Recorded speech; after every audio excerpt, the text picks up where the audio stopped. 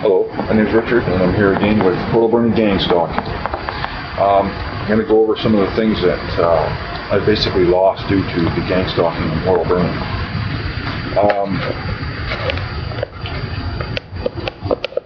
I think some of the things I lost. Well, I used to be a volunteer for emergency social services in the Red Cross in Port Alberni, and I liked it very much. I enjoyed volunteering for my community. I think everyone should be doing it. In fact, I think our schools need to be pushing the emphasis on the importance of volunteering in your community with the students. But anyhow, I was a volunteer for emergency social services and the Red Cross, but due to the fact that my supervisors were allowing police officers to bring information to them and hold it behind my back, it's called character assassination. If my supervisors from emergency social services was to confess everything to my family, to my wife, my misery would end. But they do not. So this is why I resigned from emergency social services in the Red Cross. I was also a foster parent for two boys that I loved very much. I went to their father on his deathbed, and I explained that I would keep an eye on his boys and keep the pedophiles, the child molesters, away from them, because this is a very sick community full of child molesters. And I was afraid that something would happen to them, so I stepped up to the plate and told this man on his deathbed that I would watch his children. And we were doing a good job, actually. My wife and I, we enjoyed it very much, but it's hard to be a foster parent when you know that the police are spying on your home, and they're using the fact that you're a foster parent to actually spy on you. And that's what they did. They took a man by the name of Bruce, who is a child care worker or youth care worker, who is also an auxiliary police officer. So what they did was they used him, who came to our house once a week to check on the boy, on the kids that we had, and they used this to keep tabs on where we were going, what we were doing, that sort of thing. And there was a big lie going on behind my back the entire time that we were foster parents. And this is why I finally had enough and said, well, look, basically, if they can't admit to what the RCMP were doing to me, wrongful accusal, wrongful suspicion, character assassination, then I don't want anything to do with these boys, because why should I have anything to do with the boys when they're just using them to spy on my home?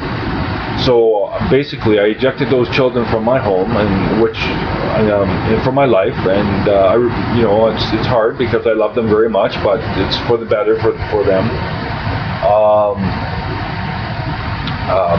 Friends, I've lost friends too, because as I've already stated, when you're my friend, your life isn't safe. Somebody will slam a vehicle into you and pretend it's an accident. That's what it's about, people. It's about bringing me pain and misery and suffering. So this is why I had to stop hanging out with friends, because friends are just targets to these people. And so when I noticed that one of my friends and my brother, their lives were already, somebody made attempts against their lives, then I think it's time that, I just avoid my friends the best I can. And so you can see when you're gang stalked, it's basically preventing me from solving the murders of little children, which I do have information for, but the RCMP is too corrupt for that. It's too corrupt. Now, I've just written a letter to the Missing Children's Society of Canada, and basically explaining that as long as gang stalking is alive in this country and the politicians are denying that it exists, then people like me and many other people will never come forward with information leading to the arrest of child killers. And it's because you'll get gang stalked if you whistleblow, and that's what it is. You're whistleblowing. If you pick up the phone and phone the police about certain crimes, serious crimes, you will be gang stalked.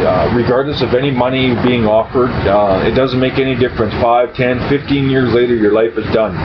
as mine is. My wife is going to be she will be divorcing me when I'm institutionalized, because this is where we're going with this. Because each time that they take me away, each time they can keep me longer and longer and like I said, it's all about drugs, pumping me up on their drugs, so they can control me with their drugs.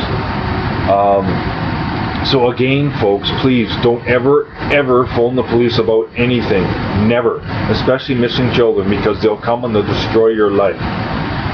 So remember that. Check out gangstalking.Marc for more information before you pick up the phone and think it's okay to phone police officers and let them know about serious crimes. Don't do it. Don't do it. Check out gangstalking.Marc. You can go to stopcovertwar.com. You can go also to Catch, which is Citizens Against Technological and Community-Based Harassment. Check out that site. There's many sites on the internet. You can go to YouTube and check out gang stalking. A lot of gang stalking videos will come up.